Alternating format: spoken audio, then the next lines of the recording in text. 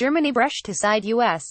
concerns about a major natural gas pipeline that will deliver Russian gas to Europe, suggesting President Donald Trump's administration appears to be protecting its own interests. German Economy Minister Peter Altmaier defended the planned Nord Stream 2 pipeline as Chancellor Angela Merkel meets President Vladimir Putin in Russia. Yesterday, the U.S. warned it may impose sanctions to prevent Russia's gas export monopoly Gazprom PJSC from completing the Nord Stream 2 link under the Baltic Sea.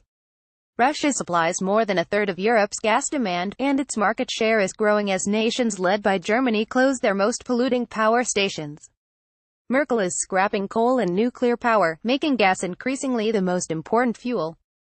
Altmaier said U.S. efforts to block the link seem to be aimed at protecting Europe as a market for exports of gas in its liquid form from America. They are looking for markets, which we can understand, and they can land it here easily, Altmaier said in an interview with German TV station Arts Morgen magazine program. But it is much more expensive than pipeline gas, so blocking Nord Stream 2 on its own won't guarantee exports. The remarks underscore a deepening rift between the U.S. and its allies over how to balance efforts to isolate Russia economically with the need to maintain energy supplies. While gas in the U.S.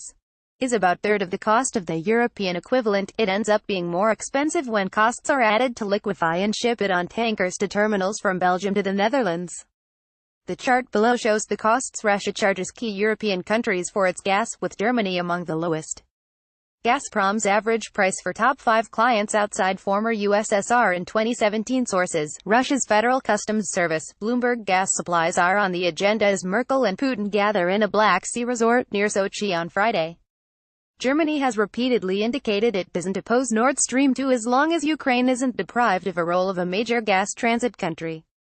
Royal Dutch Shell plc, BASF says Wintershall unit, Uniper SE, OMV AG and Engisa are helping finance the Gazprom project, which would be the second link directly from Russia to Germany under the Baltic Sea.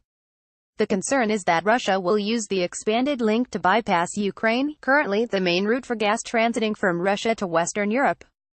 That would deprive Ukraine of crucial revenue. Read more about how Trump's global disruption pushes Merkel towards Putin's orbit. European domestic gas production is declining. Capacity from other importers, namely Norway, is approaching its limits. The gas needs to be replaced.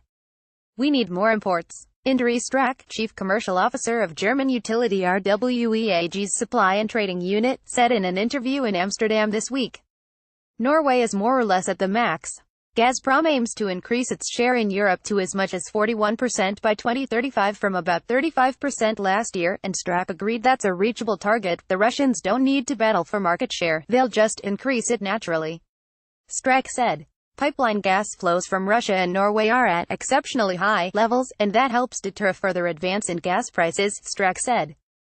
For LNG producers, Europe isn't the first port of call because they can fetch higher rates from hungrier utilities in Asian nations that lack pipeline links. Once an occasional exporter of LNG from Alaskan fields, the U.S. has started shipping the fuel from the lower 48 states 2 years ago after a boom in shale gas fracking flooded domestic markets. Ships carrying LNG from the U.S. are not contractually tied to a specific recipient. That's giving Trump's administration an incentive to pitch LNG exports from Poland to Germany. If it's America first, and they put their economic interest before others, then they have to expect Europe to define their own interests and fight for them. Altmaier said.